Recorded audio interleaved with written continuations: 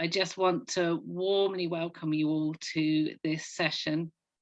I am Jane Ring. I am the Parent Support Officer for Look. Look is a small national charity that aims to support visually impaired young people and their families. And part of what we do is this parent support group.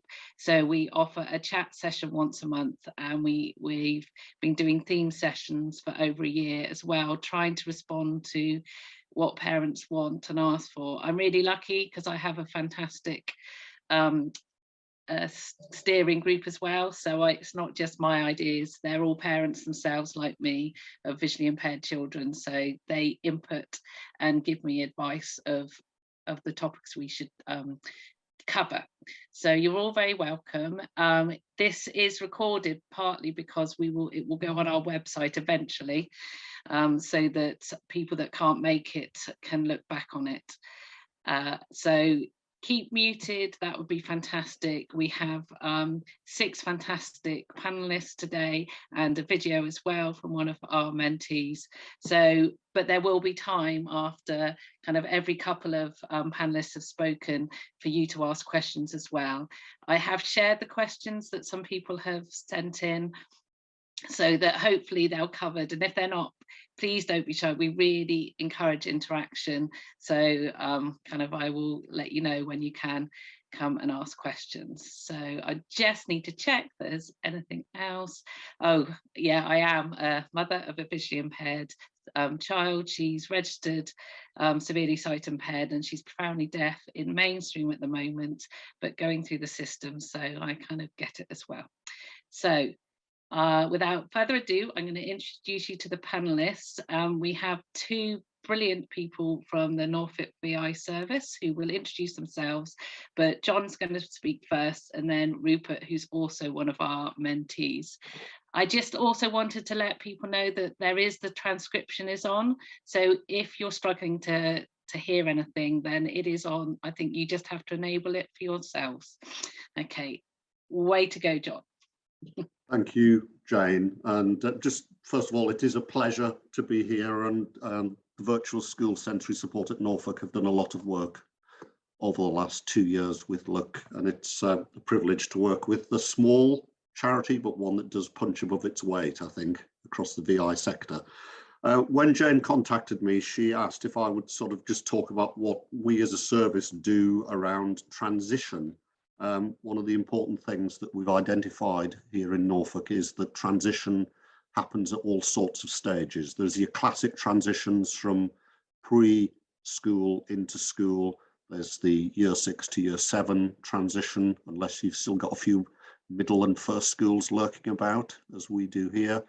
And then there is transition out of compulsory education into FE, work, apprenticeships, etc., etc. So it's great that other people are going to talk more specifics.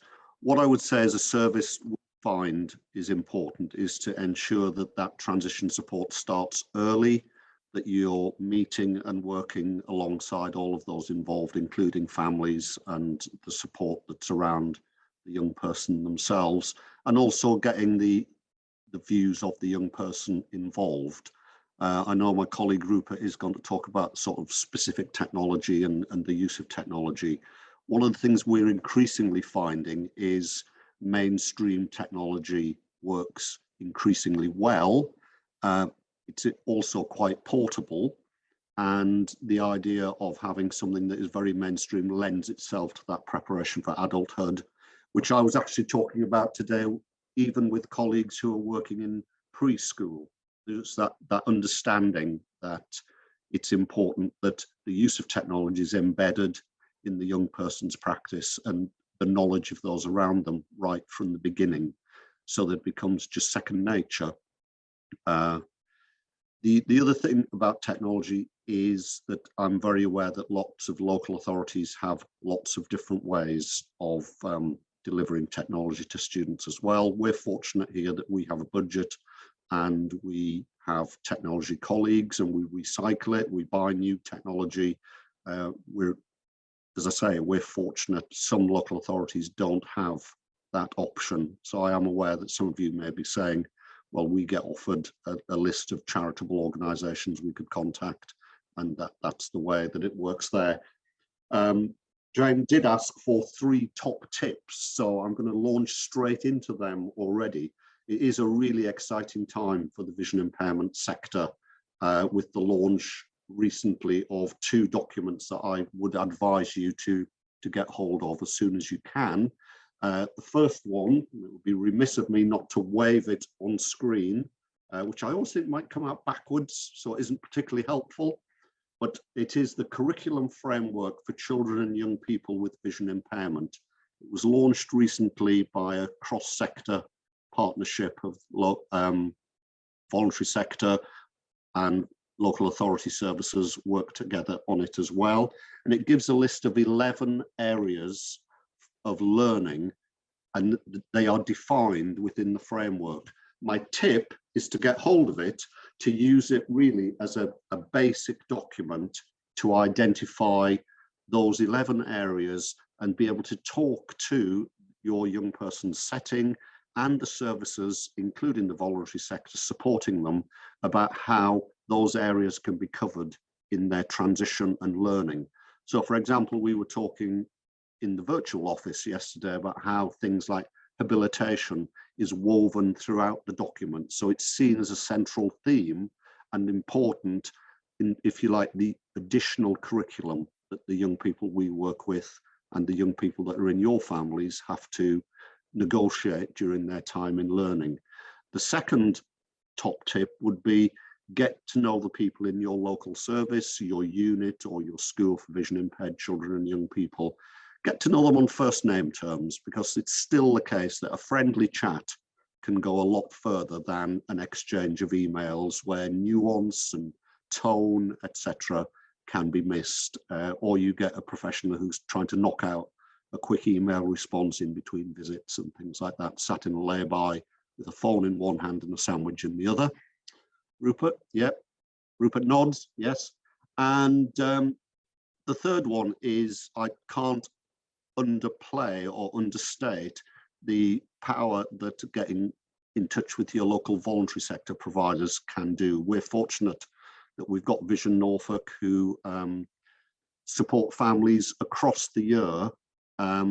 Certainly if your local voluntary sector have a children, young people and families service, I would get in touch with them.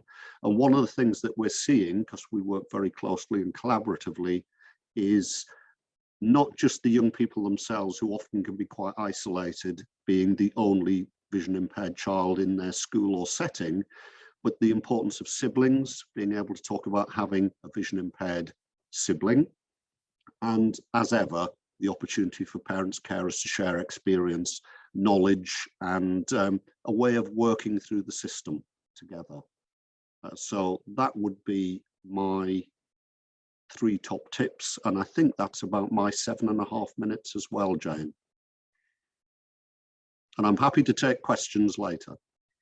Yeah, there'll be a chance to talk to John after Rupert's spoken. So thank you. I'm sure people have lots to say or ask you, because it's just really important to know kind of what we can expect from the services, and parents are worried about transition, whatever stage our children are at. So yeah, it's lovely to have you here. Thank you. Thank you. So Rupert, over to you. Thanks, Jane. Hi, everyone. I'm Rupert. As Jane and John said, I work in John's team in Norfolk as a teacher of vision impairment. I also am a mentor for Look and run some events for them as well. I'm going to, in a minute, I'm going to go on my iPad. I'm currently on my laptop, and I'm going to share my screen. So I'll go on a different device and I'll show you some tips that I use on my iPad. I'm going to email to Jane some of the things that I show you, so I might go quite quickly. Don't worry, that I can send some more information on, and it'll only be a very little bit of the tech that is out there as well, because there's so much tech, and what works for some people may not work for other people.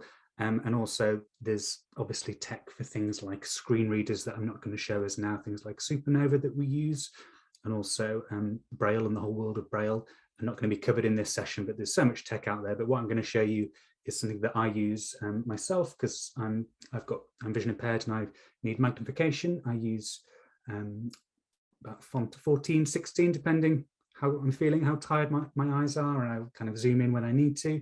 I also use dark mode on most things. So I've got my Word documents, instead of having a big white screen, I have it black with white text, which really helps me. And also I'll show you on my iPad in a second how I can use a filter to change change the color of the screen to any color I would like, to make it much easier to see, which is really a really cool tip. So I'll show you that in a second. My love of kind of technology in the classroom comes from trying to get the learner as independent as possible. So instead of relying on the teacher to print the preferred font size, which they will always forget. I used to forget when I was a teacher. We don't mean to, but it just happens, and the learner has to sit there and either decide whether to put the hand up and be really awkward and just that horrible feeling. So I think tech is a really good way of getting around that. And what I do at secondary school particularly is try and get the teachers on board to email all the resources to the student, or just to drop it in a shared folder, kind of a Teams folder or a Google folder. So all the resources are there. And if the student's got the right tech, they have control, and they can do whatever they need and whatever they want. And it's just easier for everyone. So that's the kind of dream scenario. So I'm going to turn my camera off here, and I'm going to jump onto my iPad. So bear with.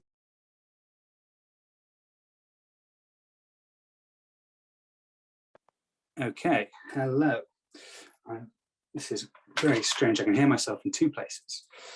Let me share my screen on my iPad, and then Jane, if you could shout when you can see my iPad screen. Yeah, can see it now. Great. So this is my work iPad, and this is my my kind of desktop.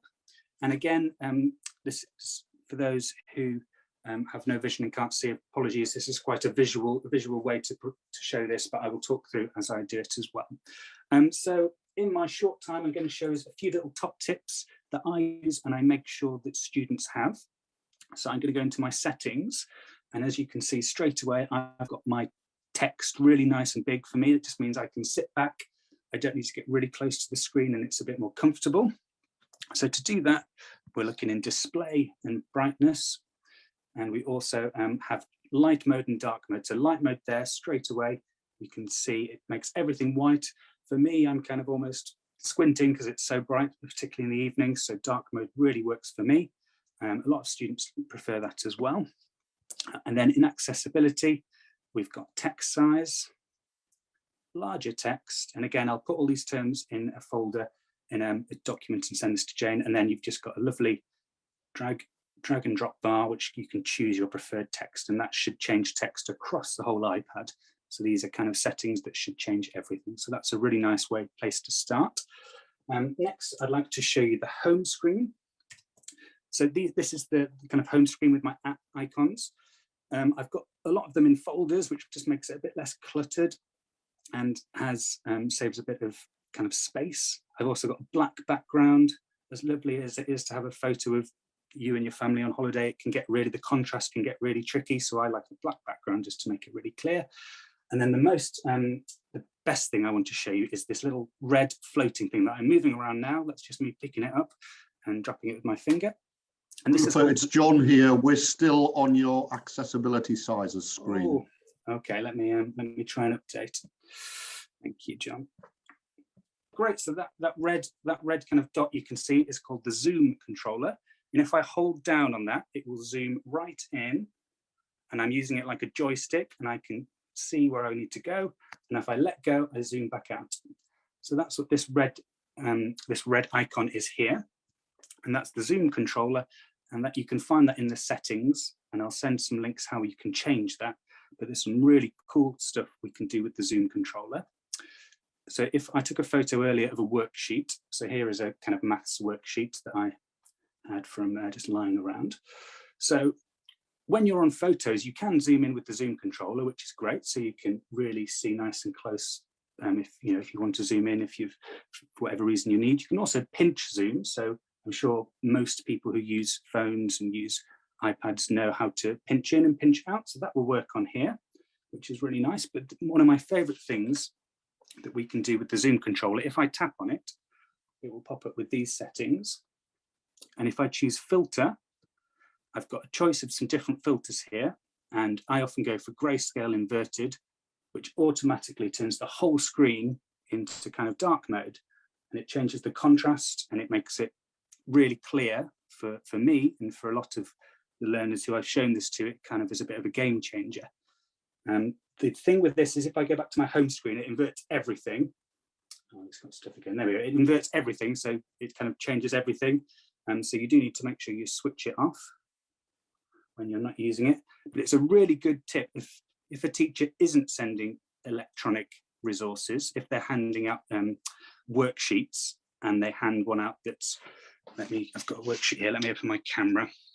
So here's just a worksheet on my desk. So if they hand something out and your eyes are really tired, maybe it's after lunch, and most people find in the afternoon or the evening their eyes are a lot more kind of tired, they can straight away take a photo, choose filter, make it black and white, and it just takes a bit of that glare away. So that's a really nice thing you can do.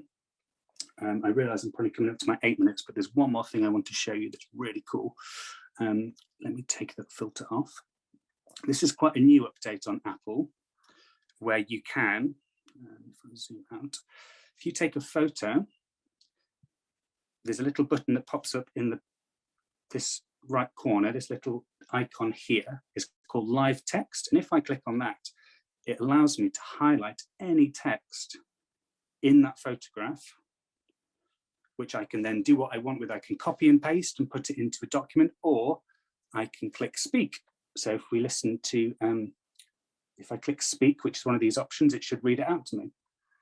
Activities at home to support babies and toddlers developing vision. Many young children who are visually impaired benefit from exposure to new concepts, objects and materials through a hands-on tact. I'm just going to pause that. So straight away in a lesson, if you've got earphones in like I do, and you've got an iPad on your desk and a teacher hands you an extract that's Macbeth and you don't want to read it because your eyes are really tired, and you can take a photo, you can highlight it, you can click speak, and you can listen to it within an instant, which is brilliant. So that's something that I really like and I found really useful showing to some students. I'll quickly look at my last top tips. And one more thing I'd like to show you just before I finish is a really useful app that I've been using even today with a year 11 student who's getting ready for his GCSEs. And it's a really simple one, but it's a big high contrast calculator. And it talks to you too. 9, 8, multiply 2 equals 196. It's a very chilled out Australian man, and it's really nice. But it's a great scientific calculator. There's loads of things there. You can also utilize it with the zoom. So this student I was working with today has got very poor central vision, so we would zoom right in, and he would use this like a joystick. 9 plus 3 equals 12. There we go. So you can 12 use that zoom controller in any app because it's always there on the screen, and it can float around and you can move it out the way if it gets in the way. So that's kind of really quick kind of top tips on an iPad, things that are really good in mainstream classes in particular, and for those with kind of reduced vision, that's kind of a really useful tip. I'm going to pause there, Jane. I'm going to come back onto my laptop. Thank you. Honestly, that is so fascinating. I can see that, that so many uses. Yes, we do need a whole session on this. So let's book you in, Rupert. Rupert is one of our Look mentors. So, because it's just lovely. And I know that my daughter really likes hearing about all the things that Rupert uses and the way he works. It's just encouraging, isn't it? So thank you. Now, this is your chance. Actually, we are in good time because John was quite short as well. I'm just checking. I think John's put something in chat. There were some questions about home and school tech. So yes, it'll be good to think. Could you talk to us, John and Rupert, about how we at home can support our children and the kind of how we get the right equipment for our children so that they can use it at home as well as school. Yeah. Rupert, if you want me to go first, I mean, Sure.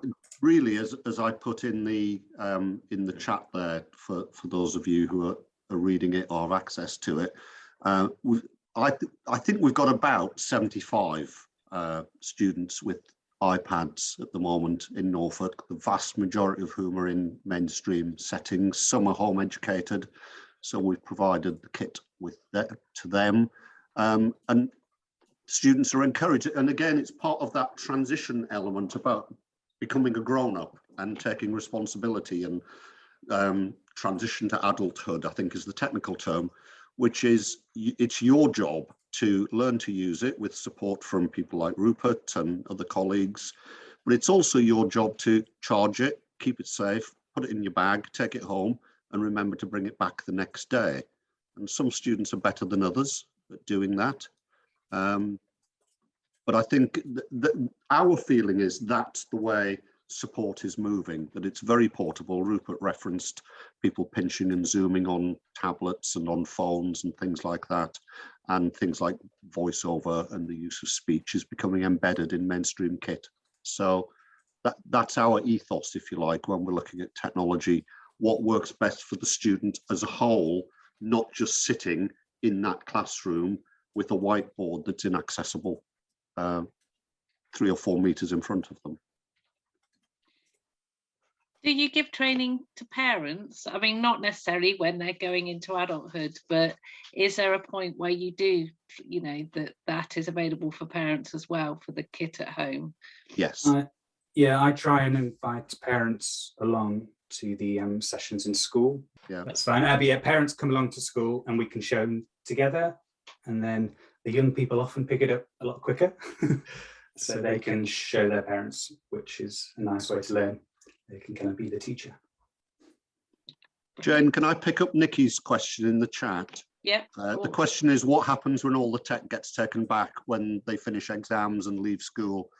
Will you have to start again? I'm afraid the short answer is usually yes, but we're talking about transition. I would expect the local authority service to have worked very closely with wherever your child or the young person is going next to identify not just what technology will work in their new phase, because it might not be the right kit that they've got in school. It's a very sort of static area, so maybe doing an apprenticeship or doing something in a big FE college across 2 campuses and things like that. But it's also different funding mechanisms as well. So there usually is a change in how equipment is delivered and identified. We work very closely with the local FE colleges, and we support them to draw down funding to pay for support and technology. So, but we usually start that round about, if people are not going into a school 6th form, we start that round about year 9 when you're starting the transition process. Yeah, we've talked about that in our group as well, and it's something a lot of parents don't necessarily know about, that preparing for adult conversation should happen from year 9. So yeah, that's really helpful. Do you want, can you see that question? Is there a way for the talking calculator to work for someone who is fully blind? That's a very good question. Using voiceover on the iPad is something that I'm working on. It's not my my area of expertise at the moment, but I should think there are ways to make it work. Usually people who are who use the tech every day will be able to help more with that, but certainly try and find, I know we've got a lot of people at Look who use a screen reader who I kind of test stuff with, and I say, oh, how accessible is this? But yeah, I'm not too sure off the top of my head, but it's definitely worth trying to find someone who can try it out for you. If you know people who through Look, we can certainly help with that, I think. Can I intervene as a screen reader user, Rupert? It's Karina. Yeah, of course. All you have to do is ask Siri for calculations, and it should tell you. Right. So is that how you can use calculations, just through talking to Siri? Yeah, and it's fully accessible. So it will work with voiceover and you can go and read it back and that sort of thing. So, yeah. Great. Thank you, Karina. Sorry, I'll go away again now. No, it's That's great, great. thank you. That's why you were here. Also to say that there was a chat about how we get funding, and I think we will put a list together as part of these resources about where we can apply as parents to get funding for equipment at home. I know I've used Victor for half money and Guide Dogs to fund my daughter's her Brown Oak Touch Plus. But yeah, so you can ask kind of, yeah, charities to fund the same piece of equipment. You just tell them about it. And yeah, so I don't know if you John and Rupert have got a list of charities that provide funding for tech. I'll jump in, Rupert. Do you want to answer the question about iPad Pros, as you are the Prince of Pros? We don't, Jane, because as I said earlier, this is one of the areas where different VI services work in different ways. We provide the kit as far as we can. Some local authorities don't have that provision. So it is, I think you used the postcode lottery in your introduction. I mean, that seems to be how it works. Nikki, your year 13 daughter, if they are students who are moving into FE or higher education, I'm a trustee of the Snowdon Trust. I'll put the link in the chat, and we will fund technology up to £5,000, I think. I should know. In fact, I do know it is £5,000 for students, but they've got to be in further higher education, not at school. Yeah, Nikki, in terms of technology and exams is quite a tricky one. So our tech colleague who we work with is very good in talking to the exams officers. So any tech used in exams needs to be okayed by the school. Kind of, if it's year 11 this year, ASAP, but just bear that in mind in future. So they will get in touch with the exam boards. And as you say, it needs to be an exam ready device. So no access to the internet. But they're quite strict in that even if you turn the internet off on a device, they might need a whole different device. So yeah, it's worth just talking to the exams officer as soon as you can. And yeah, so the student I was working with today has his everyday iPad with all the apps on, and then he's got his exam only iPad with 2 apps on, because that's all he can use in the exam. So it gets a bit tricky, but it's just lots of planning, and communication with the school is a key thing. And hopefully a QTVI can support with that if you've got access to one. Brilliant, thank you both. I'm really sorry. We have lots of people that are going to share their stories today, but John and Rupert, we hopefully will have time at the end for any other questions, and they're very good at multitasking, so they'll also answer chat questions in chat, I'm sure, and we'll make sure we gather everything that's been put in chat so that we can share it with everybody afterwards. So I'd now like to introduce you to Dawn. We have 2 parents here. I'm so thankful that they've come, and they're both going to share their stories of recent transition into year 7. So Dawn's going to talk first about her daughter Imogen, and also how it was from a parent point of view. So Dawn, are you happy with everything? Do you need me? I'm okay at the moment. Brilliant. Hello everybody, good evening. First thing I just wanted to say, I'm not here as an expert, I'm not claiming to be an expert.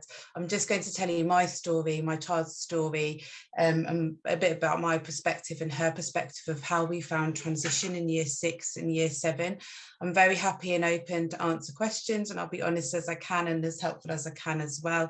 There was so much information I wanted to share, and I've tried to put it into a PowerPoint so that Jane can maybe share it after the event, because there was no way I can talk through it all in 8 minutes. I also wanted to make it accessible, so I thought if I typed it up, then those of you that want to use a reader, you can highlight it and read it, or you can print it off bigger or zoom in on your screens at a later date. Hopefully everybody can access everything, hopefully everybody can hear me. So I'm going to make a start. I'm just going to share my screen so you can see the PowerPoint that I've made, and you'll be able to see some of the summary of the information that I've written up. So my name, as Jane said, is Dawn. I've got a child called Imogen who's just moved into year 7 in September. Imogen is registered blind or severely sight impaired. She does, however, have some usable vision. I'm also visually impaired. I'm registered as partially sighted. We also have a younger daughter who has no visual impairments and also in mainstream. So we've got a kind of breadth of experience in that way. So I just wanted to talk to you a bit about what we did to help our transition be a bit smoother, what we found was useful. So the first part is that we actually started really early on. I think the teacher in me wanted to be prepared, and I'm a bit of a girl guide. So we started very early on, and we actually went in year 5 and looked around school. So in actually would be year 4, sorry. So you went in year 4 in advance to look around when normally you would go in year 5 for the tour for year 6 to pick your schools. Luckily for us, that also worked in our favour because the following year COVID struck and we couldn't actually do any tours. So that actually worked out really well. Well, what it enabled us to do is to go in year 4 at the end of that year in July, look around at our local schools, whose does what vibe do you get? Sometimes you go to a school and you think, well, no, this isn't going to work. Those people aren't the people, they're not part of my kind of tribe or my way of thinking. Your child might not feel comfortable.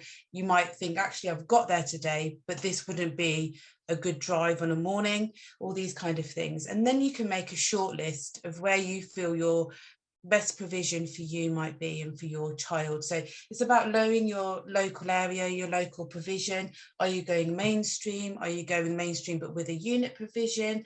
Are you going to go to an SEN specific school? Are you going to go wider afield if you've got more needs than that?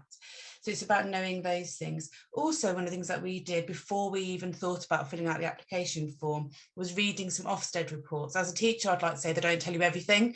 It's a one-day picture, but they are useful. They do give you a grounding of what's going on and a sense of the school.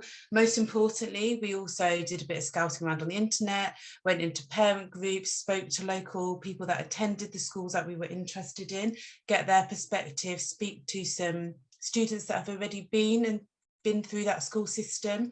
We also linked with another child in our county that had a visual impairment that was attending at the time the school that we were thinking to send Imogen to, and we were able to speak to the mobility officer and ask what had his experience been and how would he find his way around, were the schools supportive, what things would work that he had used. So that was quite helpful too. So these are all kind of pre-prep things really, all discussions. We also spoke to the VI team to find out if they felt that that school that we were thinking of was the school that would work for our child and for her needs and what she's looking for. We also then, once we worked that out, we wanted to speak to the SENCO, because when we went around a few schools, we actually found that the SENCO sometimes weren't that supportive or open. So to give an example, we went to some mainstream schools, but we also went to some private schools. And one of the private schools I went to, I asked to speak to the SENCO. And when she did arrive to talk to me, she actually said, I think you'd be better somewhere else. We don't really do SEN. So it's really important that you can speak to the SENCO and know you're going to get the right support as well. So one of the things that we did is we actually had a meeting with the SENCO of the school that we were thinking about going to in advance. And we had that meeting with her current primary school and the head teacher and the SENCO at that school and her class teacher as a group with the VI team to see if they would be able to support Imogen how we wanted and how she needed, not just how they could. And so that was quite important to us. Next bit that we did was that we needed to make sure that that Imogen's targets and EHCPs were all up to date, because obviously when you transition into the school, you need to make sure that they've got a clear picture of what that child needs. So as part of that meeting, we made sure that the EHCP had been shared. We made sure that the targets for the year 6 were clear and what she might need going forward. We then moved on to a discussion about access and accessing learning. So at the time she was using a PC in the classroom. Obviously going forward into secondary, that wasn't going to be possible. She's going to be moving classrooms. We're going to need portable tech. She's going to need to link to multiple smart boards, all of these kind of things, do homework through technology as well. So we were able to, by having all these pre-meetings, look at all of some of the kind of hurdles in advance. I know, I appreciate that's not always going to be possible, and we had to be quite pushy to get to that point, but definitely I would say has paid off in the long run. The next bit we did, which was really for Imogen herself, was kind of the best bit for the child before she started. So luckily for us, COVID was just kind of opening back up a little bit towards the end of her year 6. So she was able to go under kind of SEN provision. She was able to go and have a tour with her mobility officer around the school on the outside of the school buildings and the tracks. So just to give you a little bit of an idea of the mobility issues that Imogen had to overcome at the start. She currently was in a primary school of a class of 15 in a year. She was moving into a school with 8 lots of 30 in a year. So going from a very tiny village school into a big complex secondary school with a 6th form as well. So she did a lot of work on mobility. They also went at different times of the day. So busy corridor times, so change of lessons, lunch times, meal times, all those things really helped as well. They also allowed the QTVI and the mobility officer to go in and do some risk assessments in advance to see any adaptations for DT, for cookery. So for example, in cookery, I know some dots were added, tactile dots were added to the cookers, so she could see temperatures and things like that. And I know they looked at steps and marking the steps and things that she would be doing as well. One of the things that I wanted to talk about, which isn't academic based, but worked really well for us from an emotional and social point of view. I know the next parent's going to talk a lot about it, so I won't get into that too much, but just wanted to share a little bit of what we did. So we got Imogen involved in our local kind of charities and groups. So we looked at NAB, which is Northamptonshire Association for the Blind, Victor and NCW, to look at some pre-teen events just to move her into that next stage of socialisation. And we found that really helped. There were some summer camps at NCW that I know helped her to move into being with older children, because when you're in primary school, you're in a small pond and you're a big fish, but you're not really a big fish in secondary school. So those helped. But one of the biggest things that helped Imogen is that her birthday is actually in September. So we thought we wanted to have a party of some description or gathering so that she could get to know the children. I think that socially, that's the best way to make friendships, is to get together, to have communication and try and have fun and make memories. So one of the things that I did is I challenged Imogen to get one person from her forms telephone number. Most children these days have mobiles. So somebody that she was talking to that she felt like she was making friends with in form time or in maths class or in drama club, get their mobile number and swap numbers, and to start to set up a little chat with them or make a little class chat. So over the first 2 weeks, we managed to get all of the girls in her class's telephone numbers with permissions of their parents added to a WhatsApp chat. And that meant that we were able to then invite them to a birthday party. So we all went to a crazy golf centre for her birthday in the middle of September. And since then, those friendships have really flourished because they've got that common thing that nobody knew anybody, but then they all know that now. So we found that worked really well for us. Obviously, I know Rupa talked a little bit about technology, so I'll whiz through this PowerPoint. So Imogen was a Braille user. She's not anymore, so we've kind of come away from that. She's now a computer user. She currently uses the Connect, which is done through Humanware, makes that. She has a camera. She also uses software readers to make dictations for comprehension and things like that.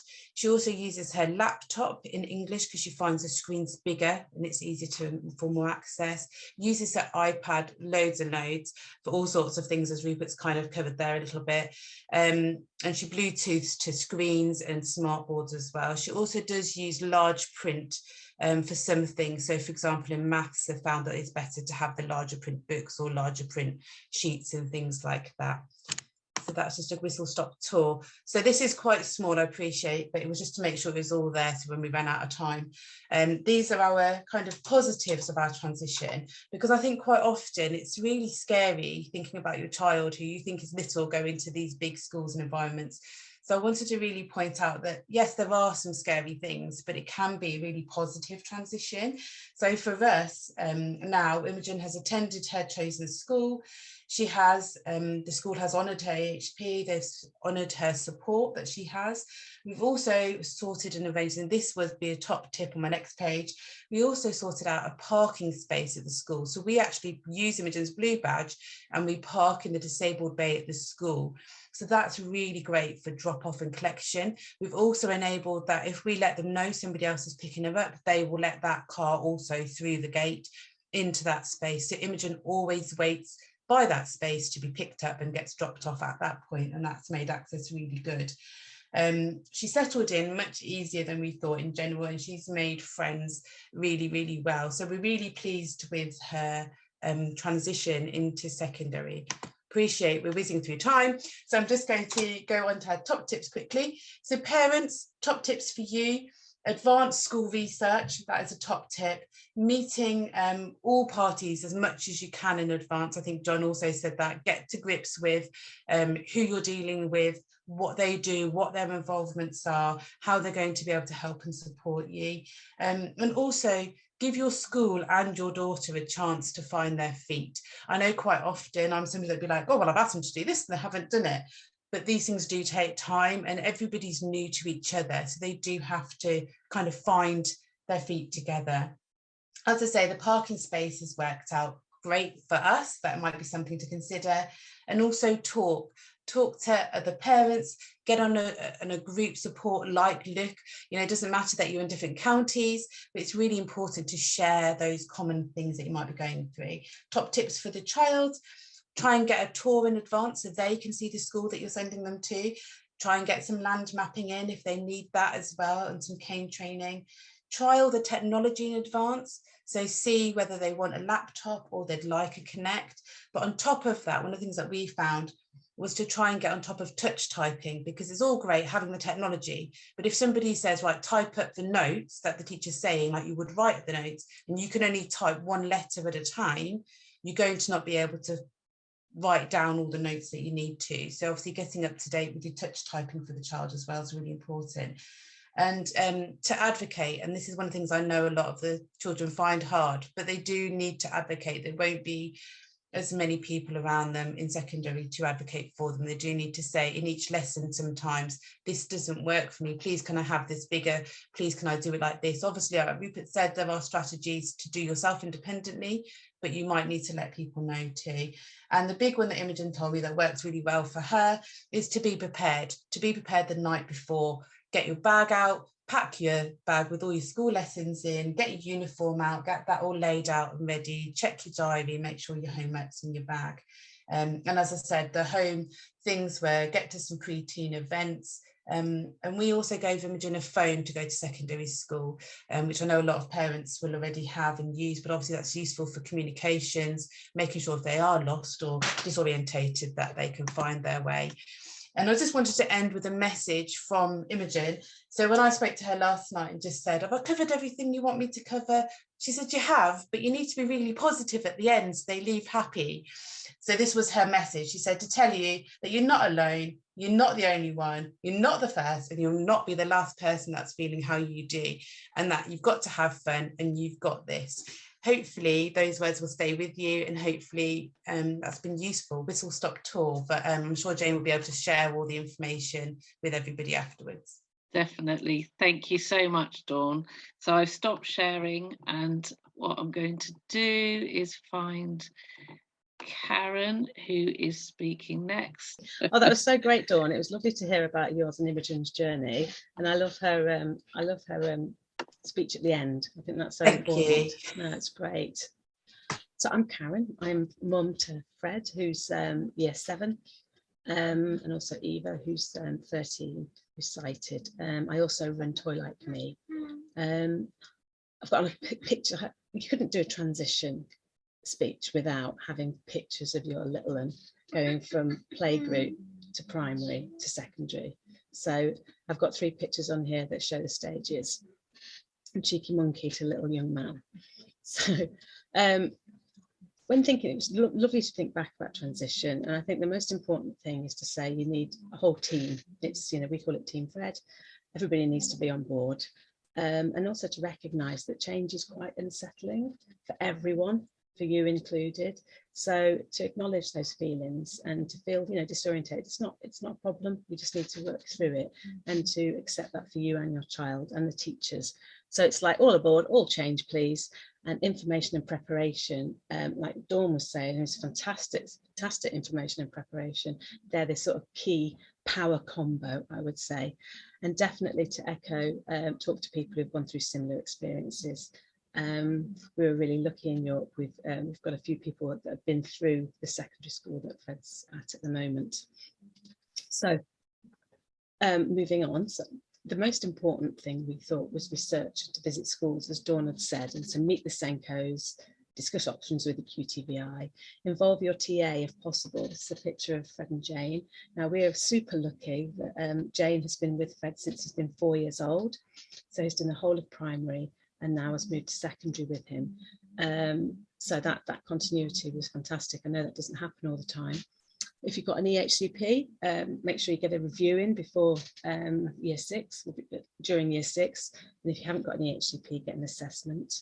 And ask an expert to review your EHCP. We had some great advice from both guide dogs and RNIB, making sure your outcomes are smart so they can be measurable, so you can keep them to task. And definitely, as John said, check out the new curriculum framework. I wish that was around when we'd done our EHCP. Get the school named and get yourself known to the school, because like it or not, you are a known parent. You know, sometimes that's uncomfortable, but you've got to be there and you've got to make those noises. Now, as I said before, I think we found it it's quite overwhelming when you think of all the things that you have to do to transition from primary to secondary. So I split it into 3. I'd like to call it the whole child approach. And the thing to remember is that your child has the right to this education. You know, it's not a lucky dip. It's not a luxury extra. You're not being awkward.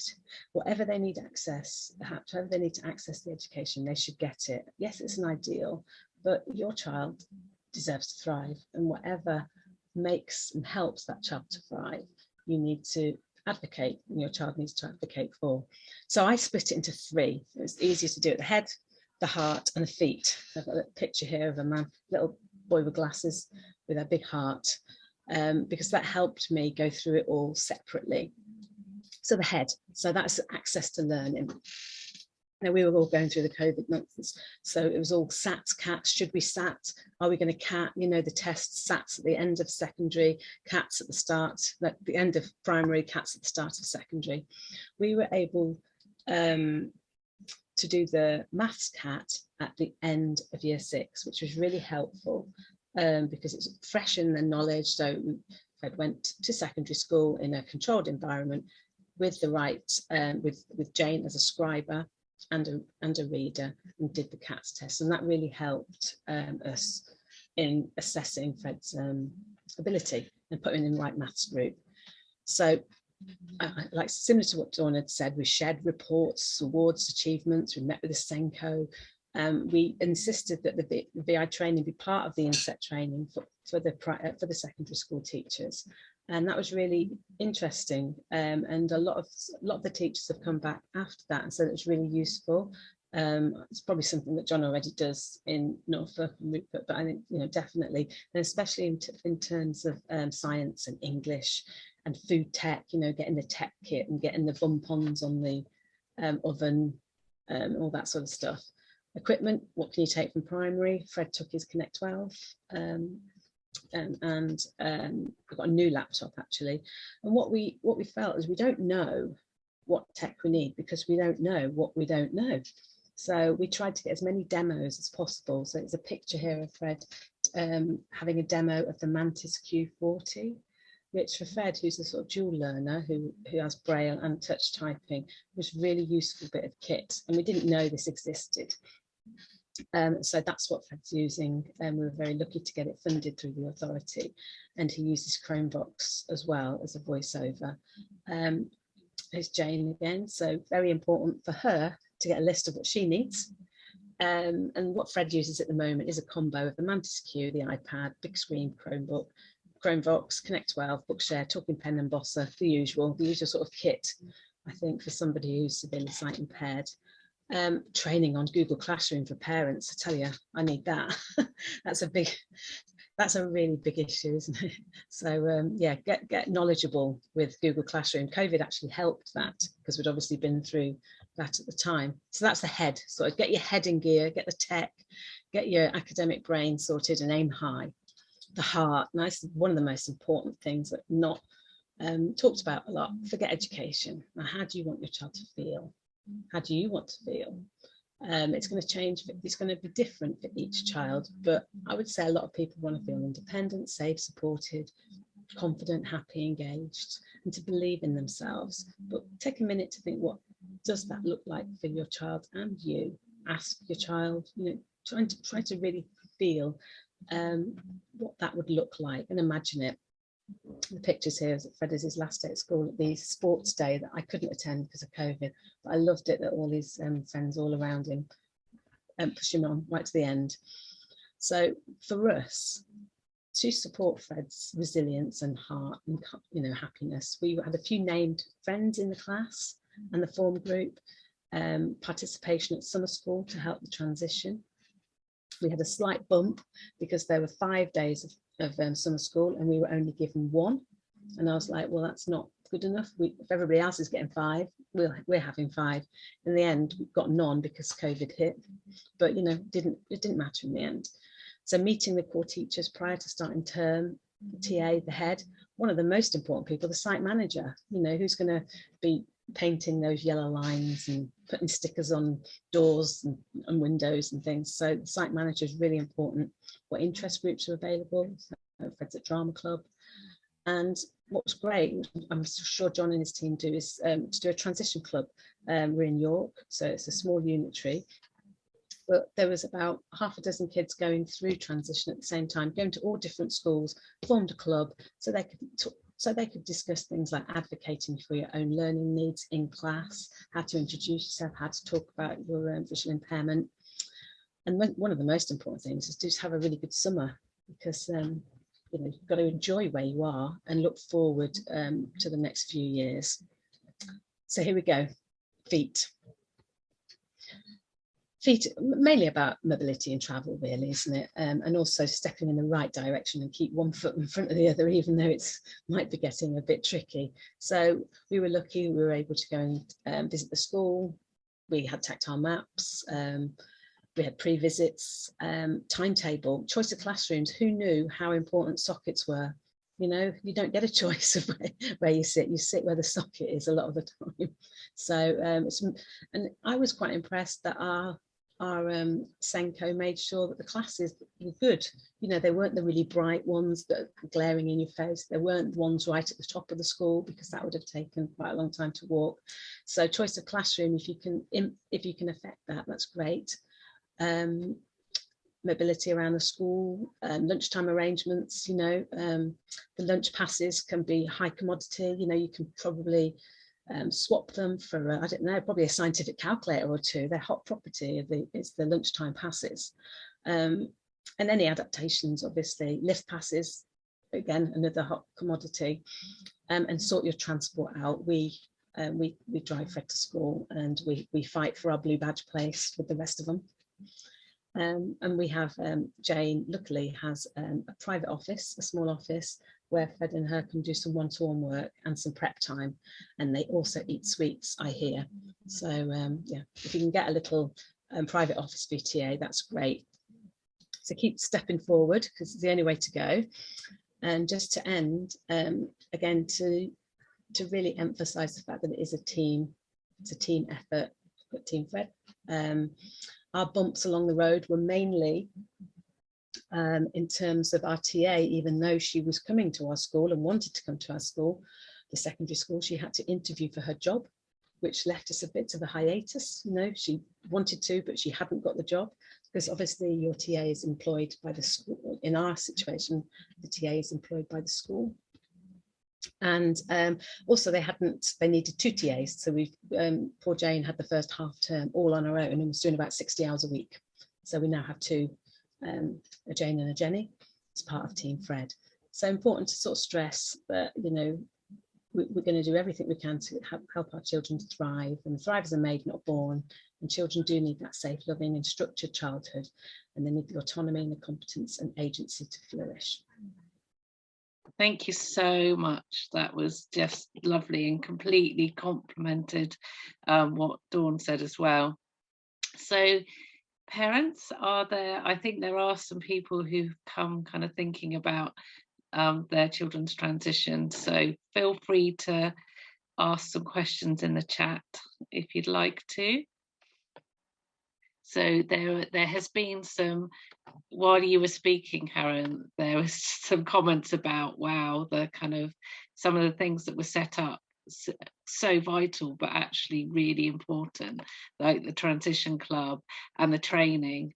Yeah, those 2 in particular were brilliant. It was our QTVI that set up the transition, and the training. So, you know, you need to push your QTVI to do that, because it does happen, and set the benchmark high. And the training for teachers on inset day, I think they've got to get their elbows in, get into the inset day and say, we need this. So yeah, absolutely. It's so key. And yeah, so there might be 1 or 2 children with visual impairment in the school, but everybody needs to know, because no one else will have the same access issues. So yeah, stand up and speak out. That's brilliant. So there's some comments as well, interesting news about the TA.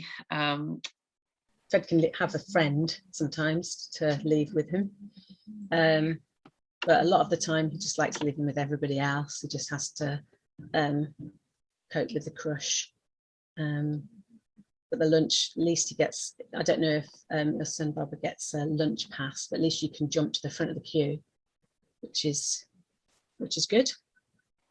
It gives you a bit of kudos, doesn't it? Oh, honestly, the best way to win friends and influence people. Lunch pass and lift pass, brilliant. Yes. So John, I don't know if you want to comment, but also Dawn, have you got anything? Would you like me to read out some of the chat for you, Dawn? I don't know how easy it is for you to follow. I've been trying to read it through my phone. If there's anything specific you need me to answer, I'm happy to do that. Yeah, no, I think people are just commenting on some of the kind of models, and it's just so interesting to hear, you know, how different people and different support is across the country, as we know. But it does sound that both Fred and Imogen have done really well. John, do you want to talk a little bit about what should be offered? I'm happy to, if people will bear with me. Reading the chat, I think what it really highlights is the different approaches that different services and schools take. And I think, God, it's spooling through. It's like the old ticker tape on Grandstand. Claire, that idea of having subject-specific teaching assistants, some schools do that. It really has its positives when a single teaching assistant goes off sick, or their child is off sick, or that sort of thing. But it does sometimes have the negative side, which is the school can't spare all that staff to undertake the training that was highlighted as so important when Karen was speaking as well, and also supporting that transition that Dawn talked about. So again, I think it keeps going back to, you know, talk to your VI service. Some students do have more than 1 TA in primary as well. We're big fans of making sure that there's a teaching assistant working with the student, but getting the message about differentiation across as well. And having people who do differentiation from a position of knowledge, not just, oh, could you go and photocopy that now on A3?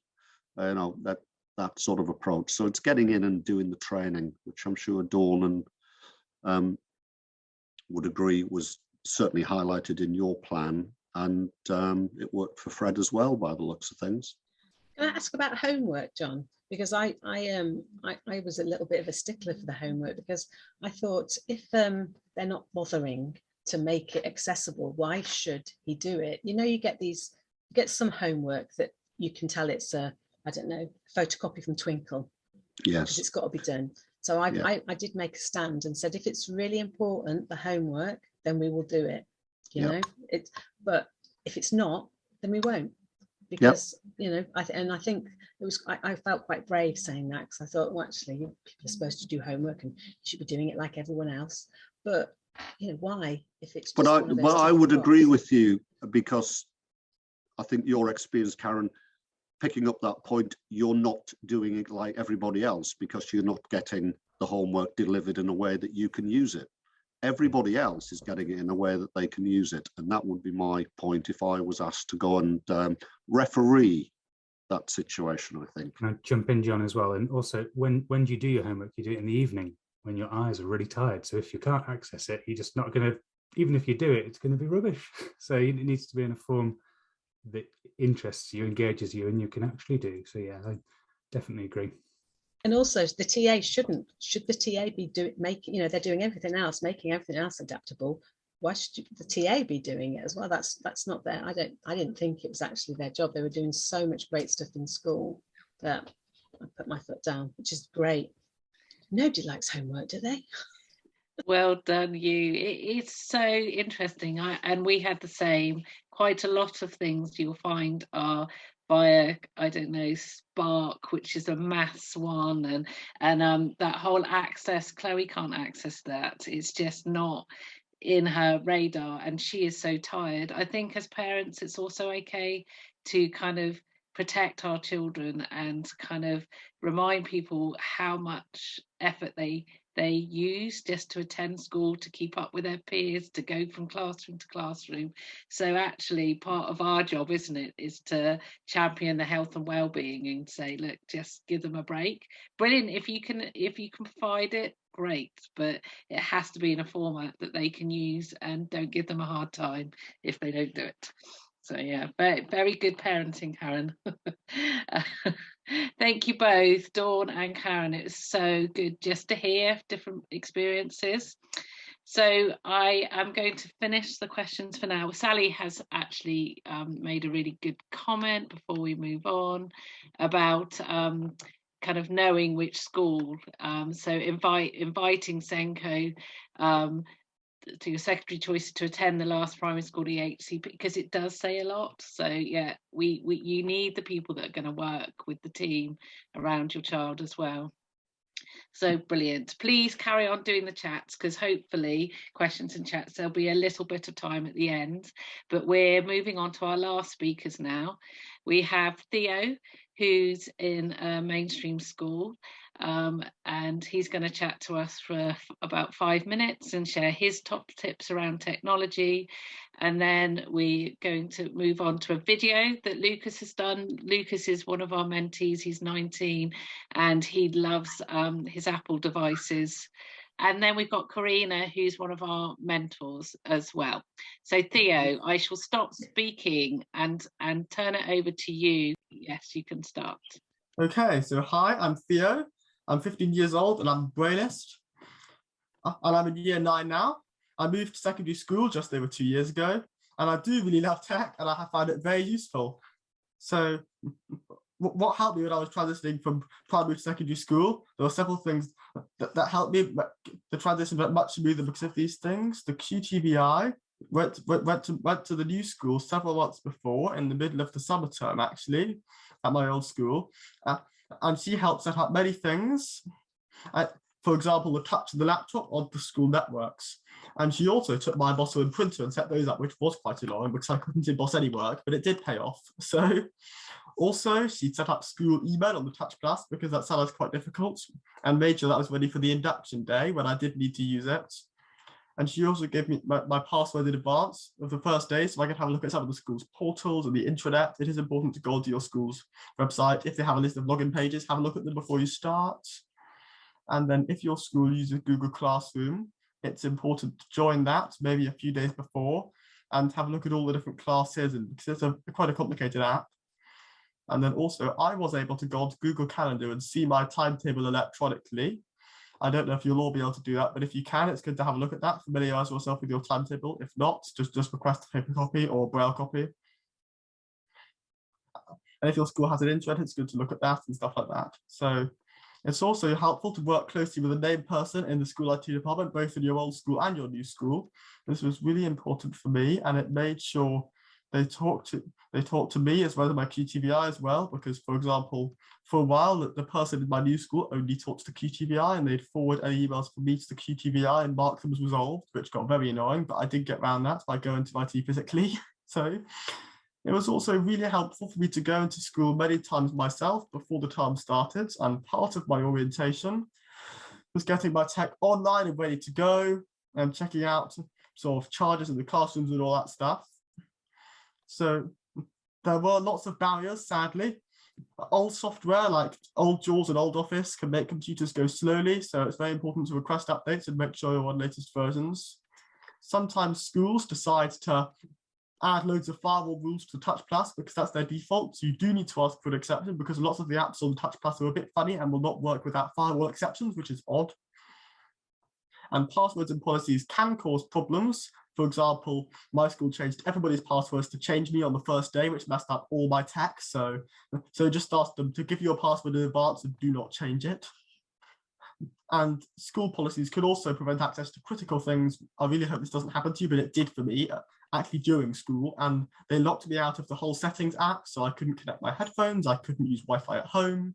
And I just had to go to IT. It was very annoying in break time. I just had to calmly explain why I needed all the different settings, for example, Bluetooth for my bone conducting headphones, which mean I can hear the teacher as well as the computer in class. And you also need to make sure that the printer which you can access as a pupil, as sometimes that's quite hard for pupils to print, and make sure that this printer is not super busy and doesn't have people running away with pages all the time, because that sometimes gets quite annoying. It's also good to make sure that all the teachers have some basic training of what tech you'll be using, so they aren't super surprised on the first day and like, he's using this tech. Everybody's not supposed to be using tech, just as an example. So moving on, I found lots of tech particularly helpful at secondary school. I mainly use my laptop and braille display on a day-to-day basis in about 90% of lessons at the moment. This is because it has much more processing power than the Touch Plus. It's like a tablet versus a computer. It can support a lot more of the programs that everyone else uses, like Excel, PowerPoint, and also Google Classroom has a lot more accessible view on the laptop than on the Touch. Also, if you want to be able to read things in Braille, not just listen to them, then you do need to request the Braille display for your computer. Your QTVI might argue that you should connect your Touch. This is really heavy, so just don't say yes to it unless you're happy to carry around this super heavy weight all day.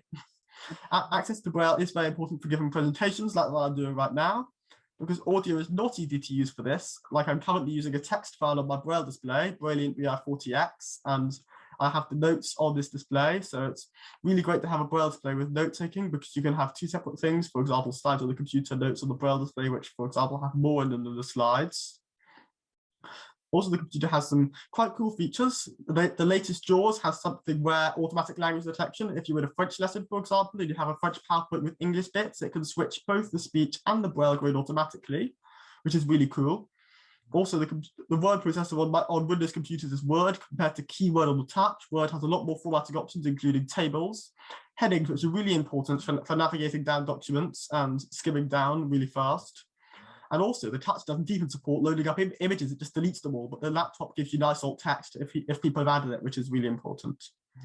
My school uses Google Docs for shared group work, and the laptop, this works really well, but sadly on the Touch, it all comes out of a mess, and my friends always say, why is there Braille in the document, Theo? So the laptop's a lot better for that. And also, it's easier on the laptop for sighted people to check your work really quickly. For example, just look over your shoulder, see how you're doing in the English. For example, because the Touch has a lot smaller monitor, even if you manage to get the specialist monitor for the Touch, which costs a lot of money. I had to argue to get the updated one, and then once you do have it, the text size is a lot smaller, so that's not very good. And also, if you want to work later in your life, you'll likely end up using a laptop and JAWS and a Braille display rather than a Touch Plus, as this is what the work system will be set up for. But the Touch does have some pluses, like German, which is not very good yes on the computer at all, because it has a bug where it ignores all capital signs and deletes them all, which you can imagine is very annoying. So German every noun is capital. So for me, I also really need a laptop well for coding, as the touch has no command line and cannot run code or anything like that. And as I said earlier, I use bone conducting headphones every day in my lessons, and they mean I can hear my teacher and my classmates and my screen reader all together, which does take a bit of getting used to. So I think I'm probably going to move on now to the next slide. Sorry, I'm just going down my notes. Okay, slide 5. So here's some tech I think will be useful for my future. I think it's very important to know how to use different screen readers. For example, NVDA works very well for coding. Sibelius only supports NVDA, but Duxbury only supports JAWS and so on. So it's very sadly important to know both, which does mean 2 sets of commands, but just get them under your belt now because you are going to need them. I use maths on the computer with the Braille math editor and the equation editor in Word, which at the moment sadly does use Nemeth, but basic Nemeth is basically the numbers are in the lower part of the Braille cell and the different operation signs, but it is really cool because you can do really complex maths on the computer. So yeah, so that's really cool. And also it's good for me to be able to format my own documents with an embosser, so it's important to ask your school for Duxbury because that makes that possible without removing all the line breaks like Index Direct Braille does. Okay, so finally, I have some top tips for getting the right access to tech and getting the most out of it. It is important to get specialized training as part of your tech provision in your EHCP if you do want this, because most QTVIs really don't know what they're doing about tech, or if they do, their knowledge is limited. So it's important to get training from the manufacturer of your tech, and if you're using a laptop, probably training about JAWS as well, because JAWS does a lot of work behind the scenes. And also it's really helped me to ask other people who are blind for accessible ways like how things work, because they've been doing this for a long time and they have lots of other useful things. For example, I'm in the Look UK mentoring program, and my mentor is Ben, and he's been really helpful in telling me all about different types of tech he's used. So I also run a newspaper with 2 other blind people I know called the Tactile Times, and because I really like tech, each one of these back issues, 5 or 6 of them, does have a tech section, quite a detailed tech section. So if you do want detailed things about tech, you can read the Tactile Times back issues. If you just go to tactiletimes.org or Google Tactile Times, you'll find all that on a website I even coded myself. So thanks very much for listening, and I hope you enjoyed it. If you have any questions, do let me know. Thank you. Oh, Theo, that was absolutely brilliant. We will ask questions after Lucas's video and Karina has spoken, but I just want to say what a brilliant thing that you come here to talk to parents about the technology you use. So thank you, Theo. Well, I must say, I really enjoyed that presentation. It was really cool. Good. Yeah, I think find it really exciting. We all enjoyed it too. So we're going to listen to Lucas's video now, and then speak to Karina, and then we'll be able to hopefully people have some questions for you, and we'll share the Tactile Times with everyone who comes. This is Sarah, who's going to share the video from her son Lucas, who has made it specially for tonight. Hello, so my son Lucas is 19 and he's really into technology. He's blind and he has made a video about the things that he uses. Well, really it's Apple devices because that's his special interest. So the things that he uses his Apple devices for, and a quick whistle stop of what it sounds like, what it looks like. He doesn't go into specifics about how to do things, but he's incredibly good about tech support and would adore to provide tech support on specific Apple devices if people would want it. So, yes, and I'm blind. I'm also an Apple device user. Basically, I also use the free pre-installed screen reader called VoiceOver, which is a gesture-based screen reader, and I use it for things like websites, email, iMessage, Twitter, and games. It's also good for staying in contact with any friends or family.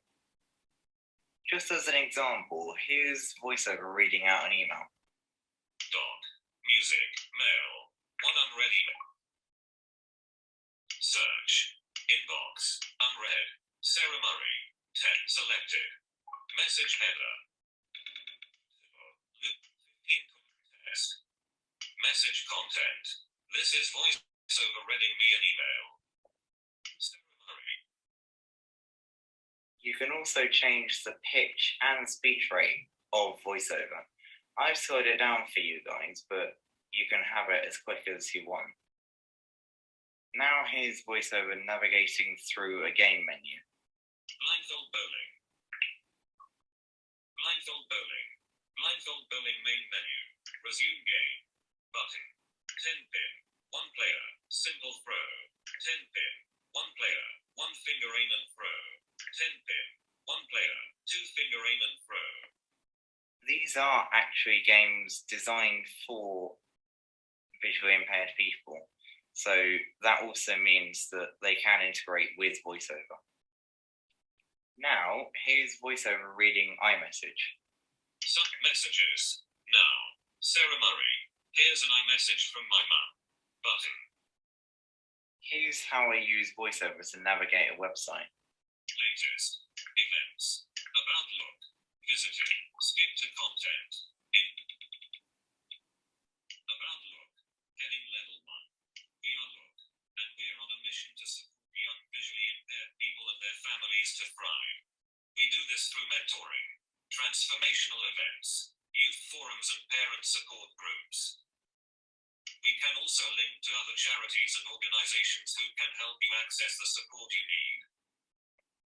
I love Twitter, and I use it for connecting with friends and following interests like football teams and train companies. Here's it navigating through the app. Land Twitter. 1 new item. Twitter. Done. Button. Header photo. Button. Home tab. New item. Selected. Home everton. Sky Sports Premier League. Verified. Hello guys, I'm currently on a free journey and this is how I use voiceover to find out different train times. Spotify. The utilities. Back button. 47, 13, 49. Eastleigh. Departed 2 minutes late. 56.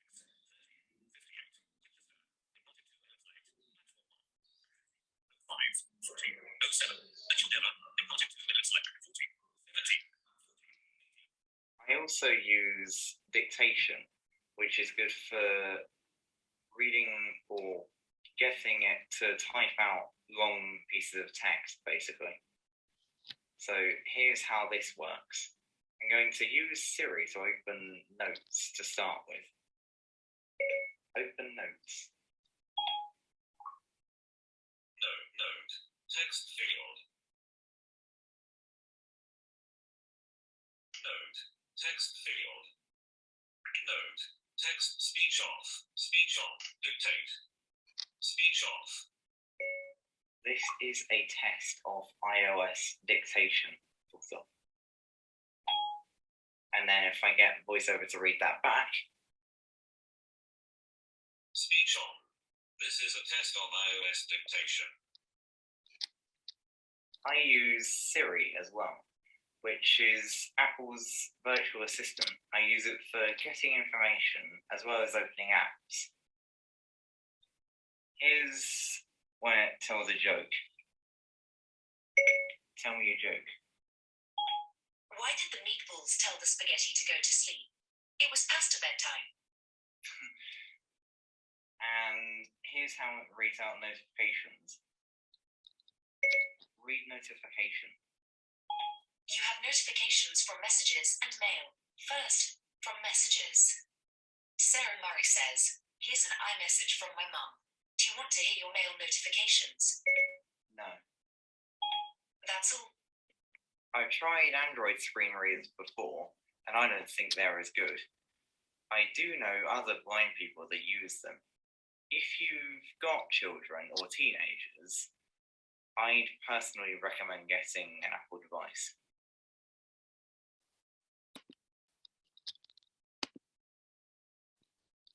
So there we go. That was Lucas's video.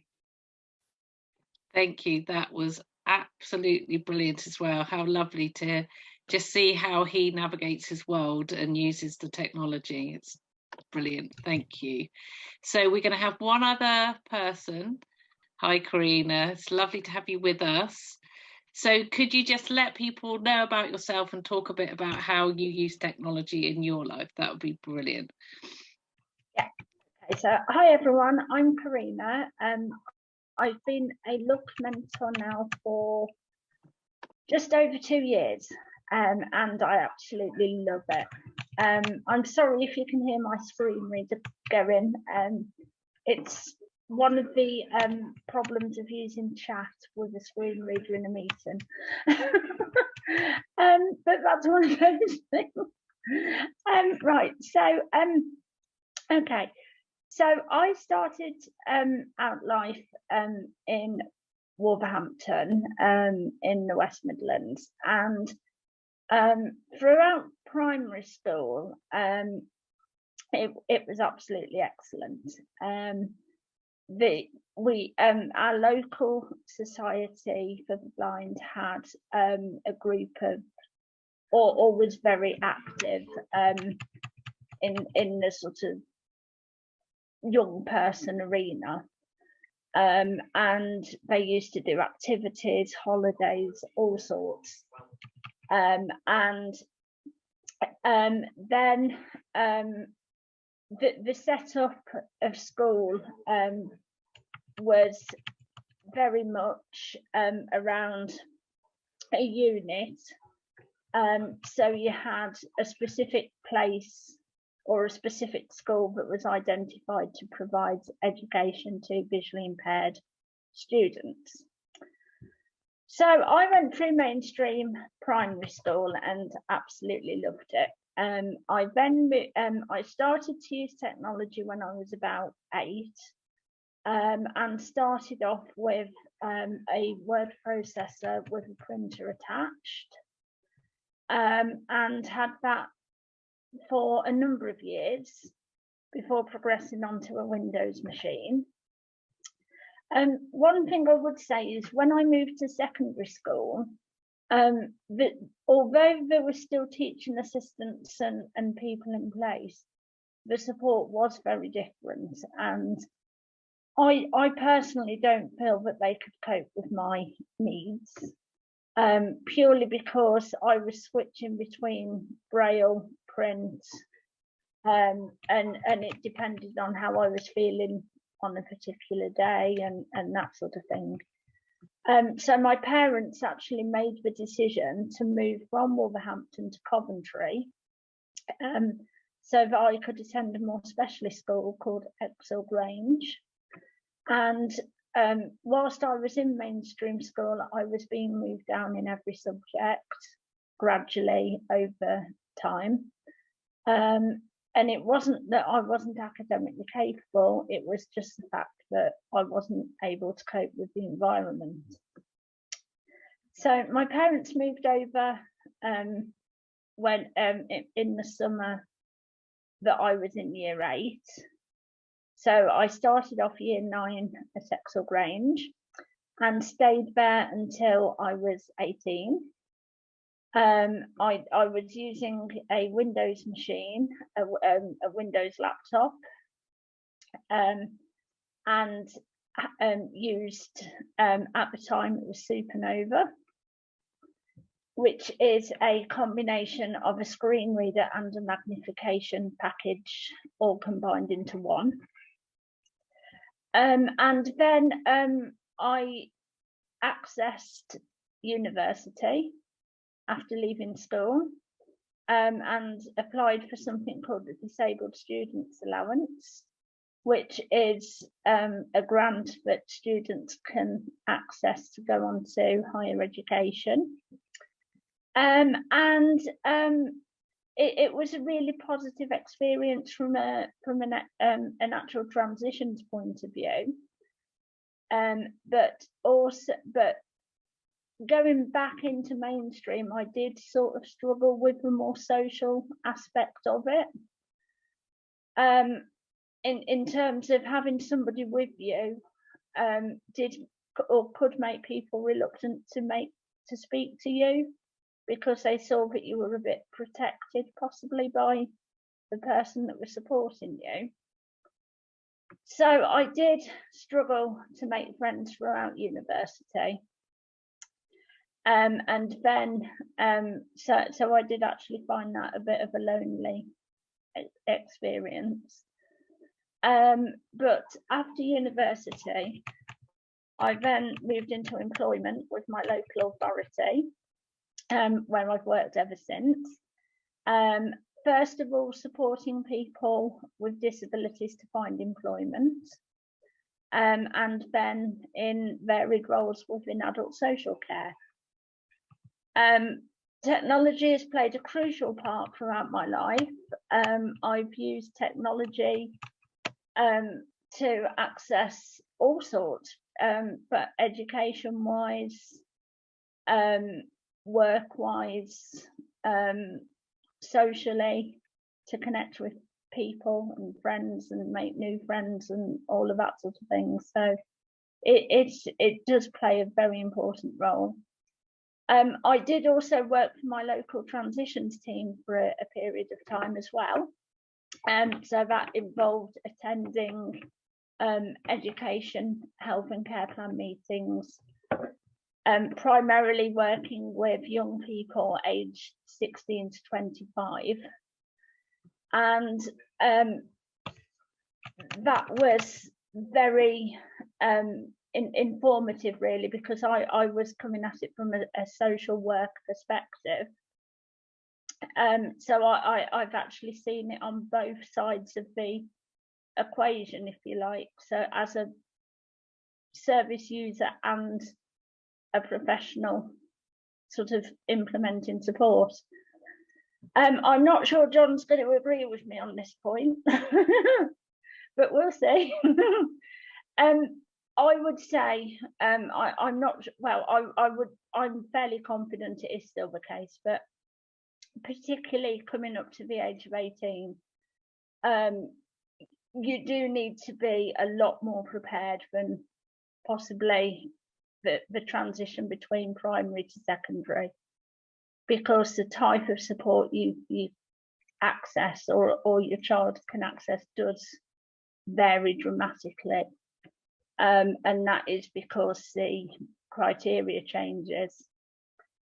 And the bit that John might not agree with me on is the fact that it does feel a bit like a cliff edge. So up until the age of 18, young people are quite supported with support of QTVIs and that they've got that support network in place. As soon as you hit 18, it can change quite dramatically.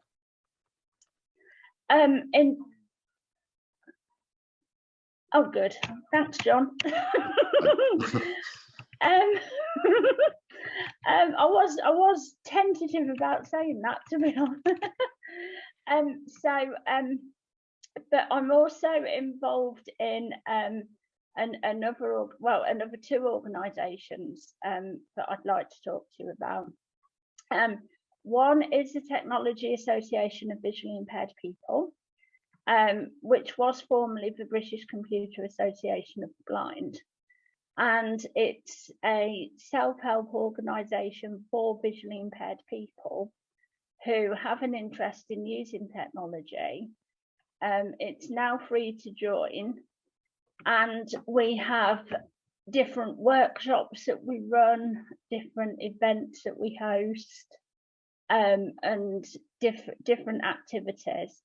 And we're also currently in the process of developing a technology for work initiative as well, that will look at supporting individuals to gain the skills that they need to look at moving into employment. Because as Theo said, I think it was Theo, so forgive me if it wasn't, but at some point a person will need to use a keyboard, a computer, and that sort of thing. I think one of the biggest challenges I faced, and still do to a certain extent, was that I had been brought up to believe that I was equal to everybody else. And it was only really when I was sort of entering the workplace that I actually began to realise how much I did struggle. Because I was so determined throughout my education that I am going to do my homework no matter what challenges I face. I am going to overcome it, and I'm going to keep up with my colleague, with my peers. It really was sort of at that later stage, right? I just thought, hold on a minute, that I do have additional needs here, and so it was quite a challenge, and it can be quite a challenge. And I will tell you, what I would say is, if your child has an ambition, let them follow it. Although Jane might be relieved that my parents didn't let me follow mine, because I was adamant that I wanted to be a pilot when I was 15. And I even approached my local airport about doing work experience, which they did allow me to do, but in the comfort of an office rather than, anywhere near an aircraft. But as I say, the support and the technology is out there. It can be used to support people. The other thing I'd like to say as well is, do your research. That is critical. And if you, because people have ideas about what's available, but it might not be the best thing for you, or it might not meet the needs of your child. So what my top tip would be is, do your research, know what you want, and go for it. Thank you, Karina. Really brilliant. I'm just gonna take you off spotlight. We have run over because there's so much to say. Karina, I don't know if you could answer one of the questions before we have to end the meeting, but somebody asked in the questions about apps that help navigating round kind of campus, or possibly from pub to pub, but yeah, things that can help young people be independent when they are going off. A great right, on a light-hearted note, very quickly, a great device for pubs is a guide dog, because they will always find a pub. And they will always get you home again afterwards. So yeah, but no, seriously, there are apps available. There are things like the one that I use and which I find very valuable is one called Via Optanav, which is spelled VIAOPTANAV. I also use one called Move It for looking at train times. If I'm perfectly honest, I haven't quite got my head around Google yet. And that is because it tells you to walk southwest or east. And if you're not quite sure which way you're facing to start with, you're not quite sure which way north or west or east is. So I personally prefer something that actually gives me specific directions. So something like Via Optanav I found very helpful. You can get more specialist ones like Sendero. That's one that's made in the US, but it covers everywhere else. So yeah, but there's different ones available. It depends on the level of mobility of your child, and what they feel comfortable with. What we can do is put a list together as well. So if you think of any more, Karina, send them over to me. I am going to have to end it there. I just want to say thank you to the amazing panelists. Thank you, Theo, Dawn, Karen, Karina, John and Rupert and Lucas, who's listening to the football.